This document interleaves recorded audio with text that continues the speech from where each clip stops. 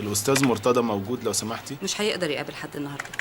أنا عندي ميعاد، قولي له بهاء المليجي. هو لغى كل مواعيده. هو ما بلغنيش إنه لغى الميعاد.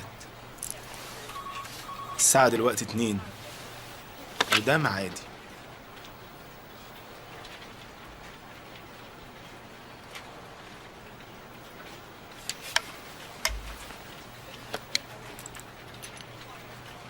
ايوه يا فندم، حضرتك مدي ميعاد للاستاذ بهاء المليجي.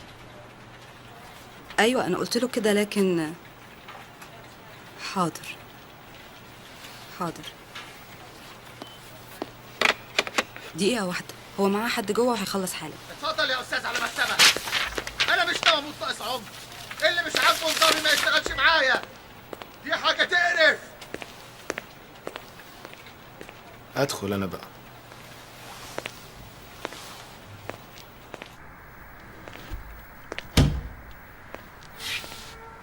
ايه ده؟ انت دخلت هنا ازاي؟ أستاذ مرتضى، أنا بهاء للأستاذ حسني عبد. ايوه ها. أنا مش هاخد من وقت حضرتك كتير. أنا خلي حسين يعمل لي قهوه بسرعه. ده نموذج للشغل بتاعي، يا ريت حضرتك تقراه وتقول لي رأيك.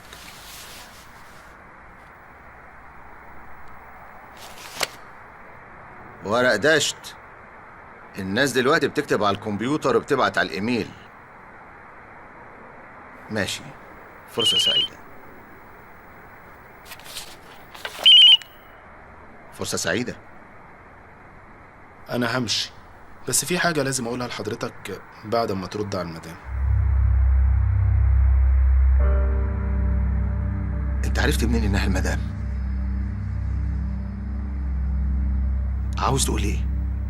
أنا عارف إنك اديتني الميعاد ده لأنك كنت محرج من الأستاذ حسني عبد الواحد، وعارف كمان إنك مش ناوي تقرا الورق بجد، لكن صدقني لو قريت مش هتندم. عن إذنك. استنى هنا، بقولك استنى عندك. أنا هفتح الباب لحسين.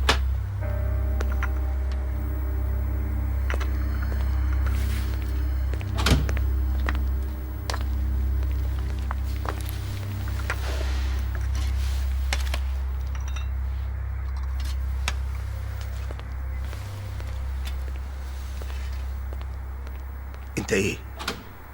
أنا صحفي حوادث.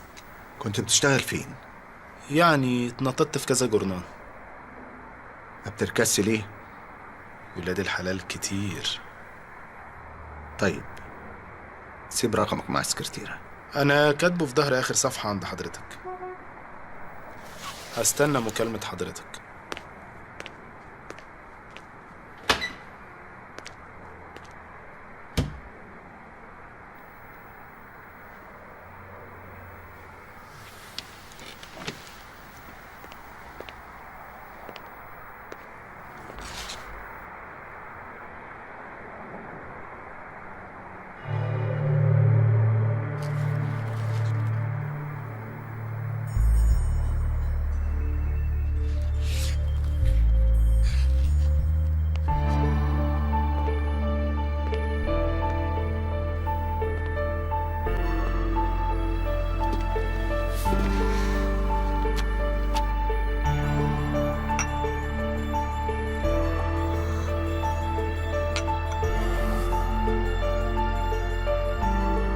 عندما قرر عاطف النشؤاتي أن يعود للاستقرار في مصر بعد 5 سنوات من العمل في قطر، لم يتعجل شراء سكن دائم، فدخله الممتاز من شركة البترول التي يعمل بها يتيح له الإقامة في فندق جيد، كما أن تكاسل والدته وأخته عن ترك بورسعيد والإقامة معه في القاهرة جعله غير متحمس للعيش وحيدا. لكن الفرصة التي سنحت أمامه كانت كفيلة بتغيير رأيه فورا. أنا لما سمعت المطلوب فيها ما صدقتش، واسمك نور في دماغي على طول. ها قلت إيه؟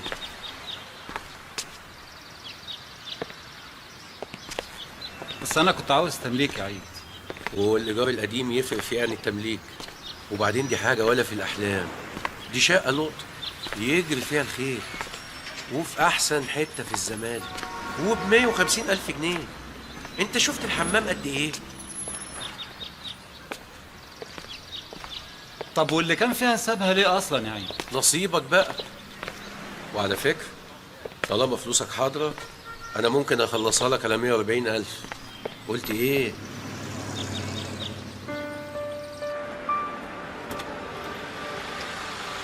لم يقاوم عاطف إغراء الشقة كثيرا، خاصة أنها حققت حلمه بالعيش في مثل هذا الحي الراقي وبامتلاك سكن من الطراز الأرستقراطي الفخيم. لم يلفت نظره أنه طوال الأسابيع التي قضاها في التجهيز لم يقابل أحدا من الجيران القاتمين في الدور نفسه،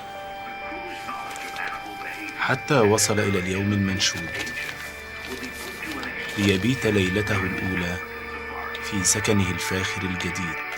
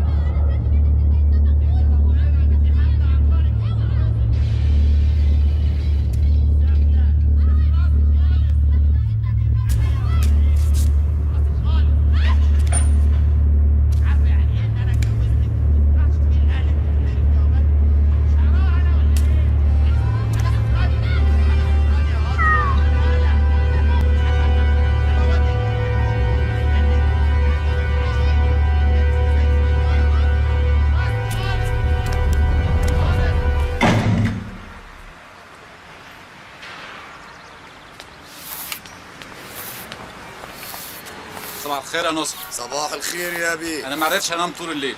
تغيير النوم يا بيه، ربنا يبارك. لا الجيران اللي جنب مني طول الليل بيتخانقوا وصوت والصريخ لحد الفجر.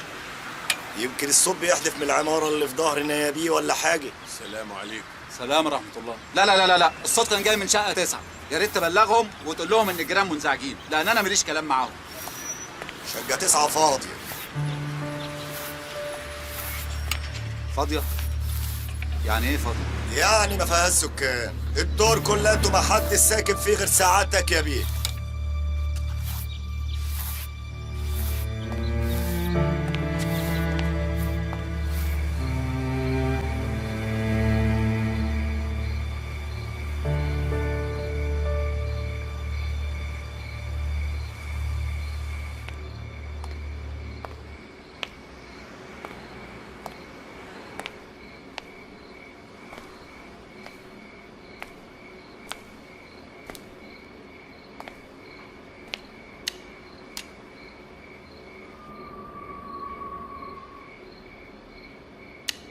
نصحي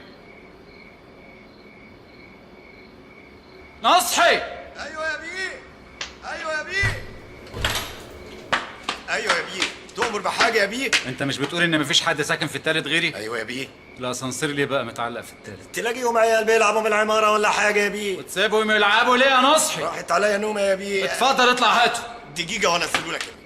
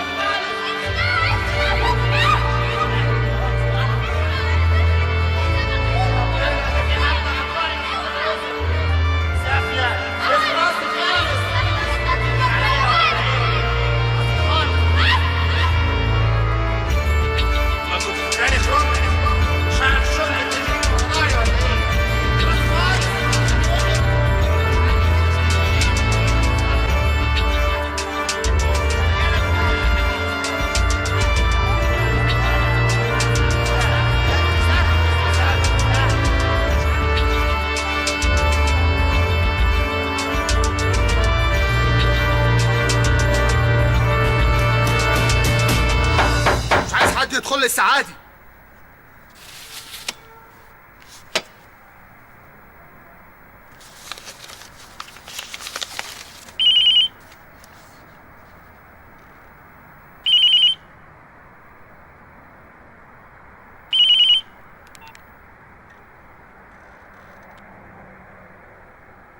الو. انا عارف انك لسه ما خلصتش قرايه، بس في حاجه مهمه نسيت اقولها لحضرتك. ايه؟ انا عارف ان الحكايه اللي بكلمك عنها غريبه شويه، بس انا في موضوع مهم جدا نسيت اقوله لك. يا ريت حضرتك لو عايز تتاكد تتصل باسم قصر النيل. ايوه، وانا متاكد انك هتكلمني بعدها.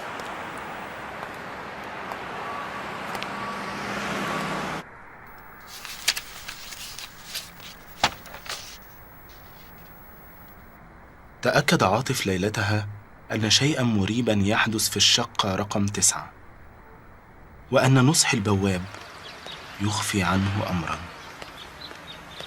بقول لك ايه يا عم انت؟ صباح الخير يا بيه. اطلع افتح لي شقه 9 دلوقتي. الله الله الله الله، استهدى بالله يا بيه. ايه استهدى بالله دي؟ بقول لك اطلع افتح لي شقه 9. معيش المفتاح يا بيه. بالراحة عليه يا أستاذ عاطف، ممكن دقيقة واحدة معايا لو سمحت؟ لا حول ولا قوة إلا بالله. نصحي عبد المأمور ما يقدرش يقول لك حصل إيه في شقة 9 ولا بيحصل ليه. وهو ايه اللي بيحصل في شقه 9؟ ومين حضرتك بالظبط؟ أنا اسمي شاكر عبد الرؤوف، شقتي فوق شقتك بالظبط. لو خلصت بدري النهاردة من الشغل عدي عليا وأنا هحكي لك على كل حاجة. يا استاذ شاكر، يا استاذ شاكر. هستناك. ورغم حيرة عاطف فقد شعر بالاطمئنان تجاه الأستاذ شاكر، وراوده شعور أكيد بأن تساؤلاته في طريقها للحصول على إجابة.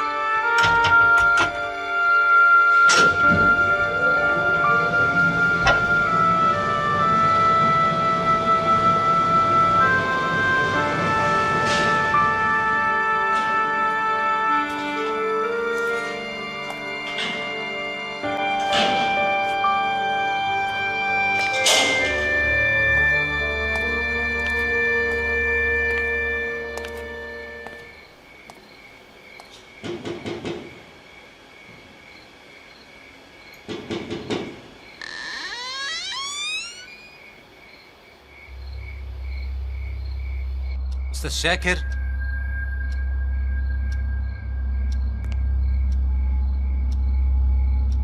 استاذ شاكر.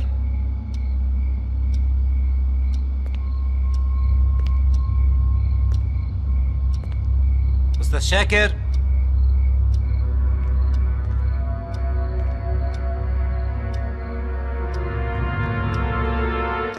كويس إنك ما تأخرتش. استاذ شاكر خضتني. معلش، أصلي طلعت أكل القطط فوق السطوح والوقت سرقني. اتفضل معايا.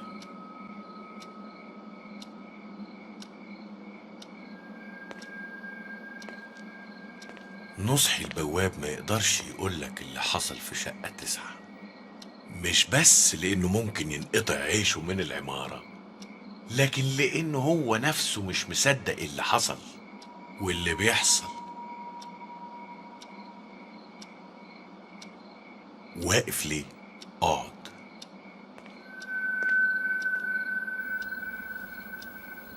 هو ايه اللي بيحصل بالظبط؟ عفاريت، شغل عفاريت. عفاريت؟ عفاريت ايه بس؟ هما مش عفاريت بالظبط،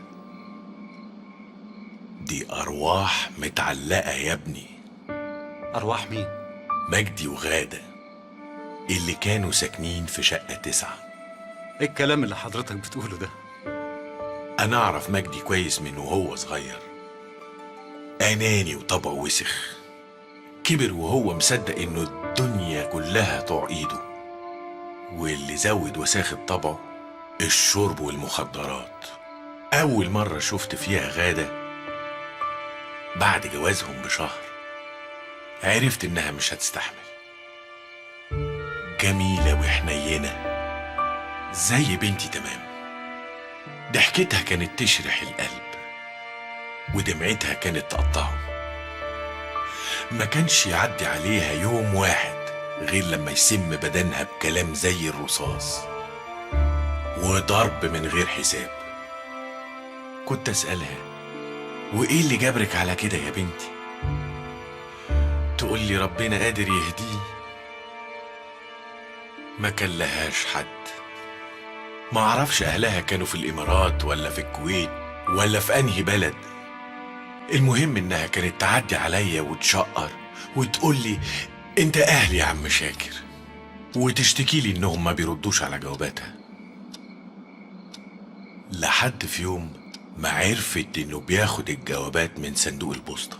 كان مستكتر عليها الشكوى. يوم الحادثة رجعوا متأخر من فرح واحدة قريبته. كانت الساعة 12 إلا 5. كنت فوق السطوح مع القطط. شفتهم من فوق، جريرها من دراعها وصوته فايح بالخمرة والشر. ملصت منه على باب الأسانسير وطلعت لي جاري. خبطت على الباب ما لقيتنيش. أنا خفت أنزل أحوش عنها لغباوته تزيد. يا ريتني نزلت، يا ريتني كنت لحقتها.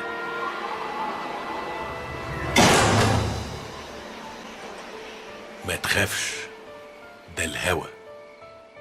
قتلها؟ قتلته.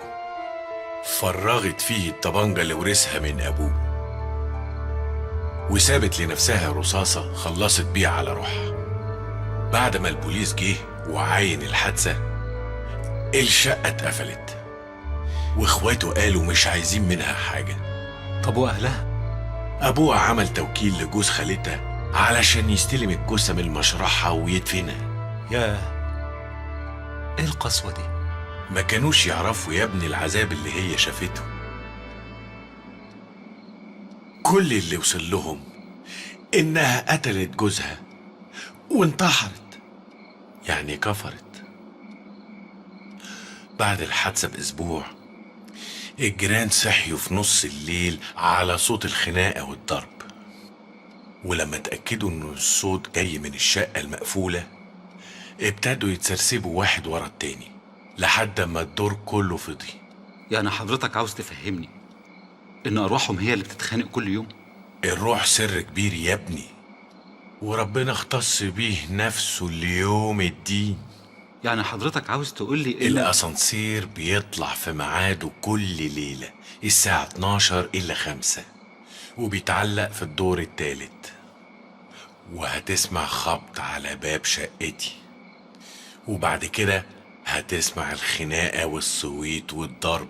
كل ده بيحصل كل يوم من 15 سنة، وهيفضل يحصل لحد ما أرواحهم تنعتق من ربطتها. لو عايز نصيحتي قدم بلاغ في الاسم واطلب فتح الشقة، تتنضف وتتهوى وتتبخر، واقروا فيها قرآن على قد ما تقدروا، يمكن الأرواح تستكين. طب وحضرتك ما عملتش ليه كده؟ محدش سمع كلامي. يعني تفتكر هيسمعوا كلام أنا؟ أيوة، بس انت جرب. عايز تشوف بنفسك، حقك. بس لو شفت لازم تصدق، ولو صدقت لازم تعمل حاجة. أحس عاطف أن الدقائق القليلة تحولت إلى ساعات وأيام. كان كمن ينتظر رؤية معجزة، فهو في واقع الأمر متأكد من عدم حدوث المعجزة، ولكنه يريد أن يثبت إصابة العجوز الطيب شاكر بالخرف والهذيان. خير يا بيه، في حاجة؟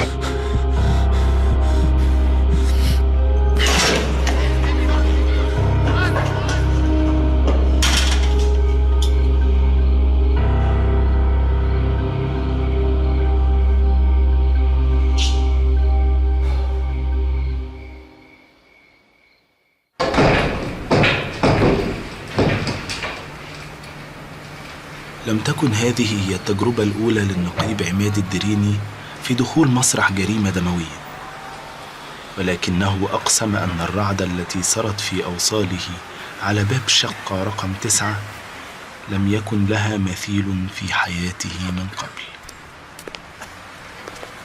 خش يا ابني انت وهو، افتحوا لي الشبابيك دي ولموا الحاجات المتكسرة دي على جنب. أما عاطف فقد رأى في كل ركن إعادة تمثيل للمأساة التي شهدها المكان.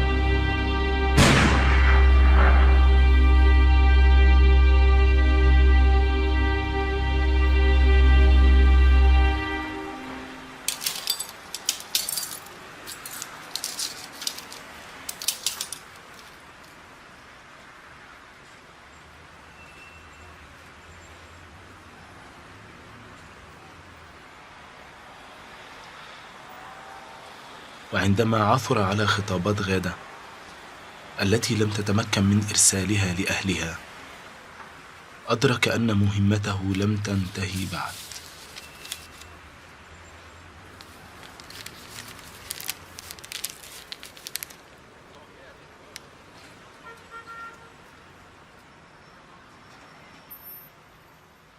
في ذلك اليوم أعلنت الأرواح استكانتها، وتمتع عاطف بالهدوء لأول مرة بعد انتصاف الليل، لكن النوم لم يعرف لعينه طريقا سهلا، حيث قرر الاطلاع على رسائل غادة فتحي مأمون. إذا كان عذابي عقاب من ربنا، نفسي أعرف بيعاقبني على إيه. إذا كان ابتلاء منه، معرفش ممكن أصبر لحد إمتى. هتوحشيني يا ماما. بنتكم غادة.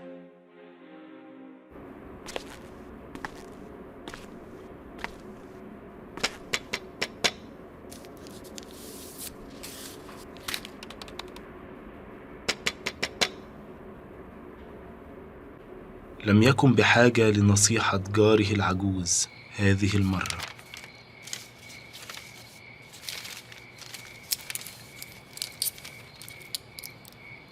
فقد فهم القصد من كل ما مر به. خطابات غادة يجب أن تذهب في الطريق الذي كتبت لأجله. يجب أن يعلم أهلها حجم ما مر بها من عذاب، ولو بعد فوات الأوان. ربما تنعم روحها بالسكون إذا اطمأنت من وصول شكواها إليهم.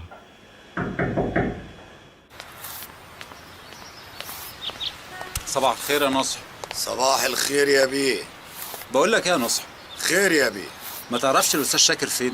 انا بخبط عليه بقالي 4 ايام مش لاقيه. استاذ شاكر مين يا بيه؟ شاكر عبد الرؤوف اللي ساكن في الرابع فوقيه. ايه يا عم نصح، جرى له حاجه ولا ايه؟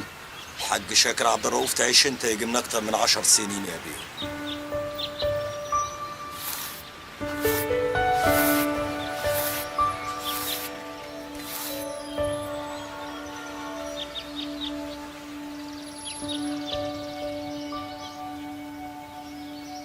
لم تبقى مساحة من الدهشة في نفس عاطف النشوآتي، وإذا كان قدر له أن يشهد معجزة، فما المانع أن يشهد عددا آخر من المعجزات؟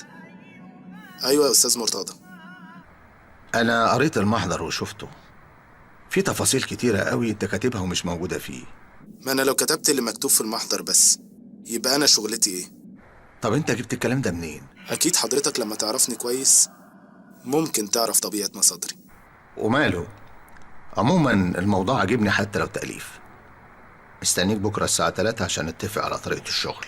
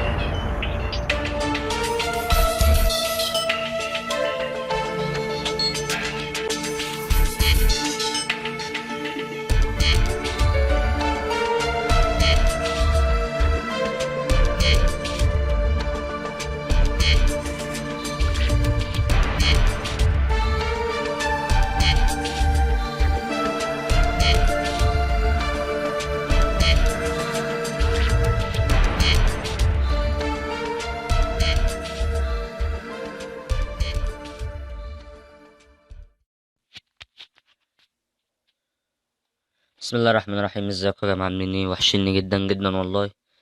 دلوقتي انا جاي لكم النهارده يعني عشان برضه عايز اقول لكم حاجه. اول حاجه، انا الموضوع طبعا جالي ياما قوي في الكومنتات وكلام ناس ياما أوي على الفيسبوك والانستا، دخلوا يكلموني يقولوا لي في ناس ياما قوي هاك وبيهكروا التليفون وكده. لا يا جدعان، انا عايز اقول لكم حاجه برضه، يعني احنا في بدايه الفيديو اهو. عايز افهمكم حاجه، تمام؟ يعني اول حاجه، مفيش حاجه اسمها هكر لك التليفون الا بالترمكس، تمام؟ زي يعني كده عشان بس حقوق الطبع والنشر وكده. فمفيش حاجه اسمها ان هو يهكر لك التليفون صعب، دي حاجه صعبه فاهمني، وما يقدرش ان هو يعمل معاك حاجه. طبعا ما تقلقش من حاجه. تاني حاجه صاحبي، طبعا انتوا عارفين ان السعودي مجاله ايه؟ مجالي طبعا النت والثغرات وكده، يعني ده مجالي انا شخصيا. طبعا ناس ياما قوي بشوفها على النت، السوشيال السوشيال عام. مش عارف 55 جيجا ب10 جنيه، 55 جيجا ب20 جنيه. يا جماعة مفيش يا جماعة الكلام ده. مفيش حد يصدق الكلام ده، تمام؟ مفيش حد يصدق الكلام دوت، عشان ما ينفعش الكلام دوت يتقال اصلا. الكلام دوت ما يتصدقش. ازاي انت حسبها كده؟ 55 جيجا ب10 جنيه ازاي؟ تمام؟ يعني مش فاهم. زائد في حاجة اللي شغال دلوقتي، عشان ما نبقاش كدابين، عندك اورنج اللي شغال سكريبت بتاع كور.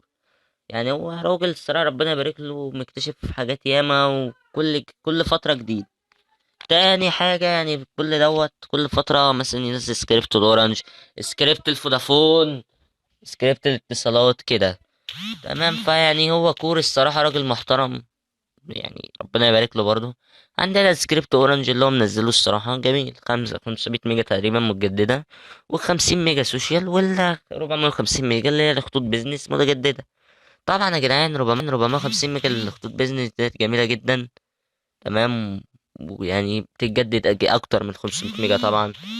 وفيها حاجة، يعني هي الميزة اللي فيها جميلة طبعا. الناس اللي عملت 500 ميجا، تمام، هتعمل ايه بقى؟ هتنزل برنامج التيل استينال ده، برنامج التيل استينال اهو، اهو قدامك اهو. هتفتحه كده اهو. شايفين السيرفر www.youtube.com، منفذ 443. الخادم هتختار اي خادم عندك. كندا حلو، وفرنسا حلو، والمانيا حلو. بس انا وتختار اكتر حاجه الاصفر، بس الاصفر ده يبقى كام؟ 2900 كده، يعني ما تختار 3000 مثلا الكلام ده، 3862 كده، الحاجات اللي هي العاليه دي. تمام؟ فهو يعني الصراحه مش صعبه، وده انت كده عشان تحولهم لكل المواقع، ويعني مفيش حاجة صعبة. طبعا فودافون اللي هي ساعة نت تقريبا ده خطك، الساعة النت اللي بتنزل لك، أو 500 ميجا برضو سوشيال. بس يعني انت برضو 500 ميجا سوشيال هتخش على التلسينة وتكتبها يوتيوب برضو عشان يفتح كل المواقع معاك. واتصالات مش عارف هيديك على حسب ما انت خطك، نظام خطك. لو انت نظام خطك مثلا على حاجة مثلا معينة ممكن يديك 312 500 جيجا على حسب يعني ايه انت نظام خطك. فيا جماعة يعني لو انا طبعا محتواي عجبكم وعايزين نكمل، ما تستخسروش فيا اللايك والاشتراك بس مش اكتر. واذا انتوا مش عاجبكم طبعا الفيديو دوسوا ديسلايك وعادي يعني مش هتفرق. وقولوا لي برضو رايكم في الكومنتات عايزين شرح لايه تاني. طبعا يا جماعه انا في ثغرات ياما قوي نازله باذن الله الفتره الجايه، بس يعني ايه عشان انا مشغول بس الايام ديت. في ثغرات ياما قوي نازله الفتره الجايه، وزياده متابعين انستجرام وعدم ممول كل دوت هينزل باذن الله. وثغرات النت ببلاش، وهخليكم تفتحوا في بي ان ونت مجاني، وانا هظبطكم الصراحه الفتره الجايه، بس انا عشان دلوقتي مشغول والله. ماشي، ولو عجبكم الفيديو ما تنسوش اللايك وتدعموني بالاشتراك.